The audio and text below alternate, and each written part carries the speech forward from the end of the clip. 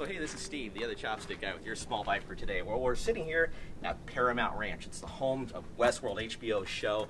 Tons of movies were shot here. Dr. Quinn, Medicine Woman, was shot here too. And what I want to talk about today is finding locations. Now, we all come up with these incredible ideas, places that we've seen before. I use Google Images and Google Maps a lot to do all my searching for places I'm going to do a photo shoot. But here's the thing. I want you to remember to actually write them down. That's something that we've been trying super hard in the last year to actually, when we come up with an idea, we find a location, we just go ahead and we write it down. We've got a whole sheet that is just there to write down good ideas, image locations, and I tell you, it makes all the difference in the world when someone asks you, so where should we shoot? You've got an idea of exactly where to go.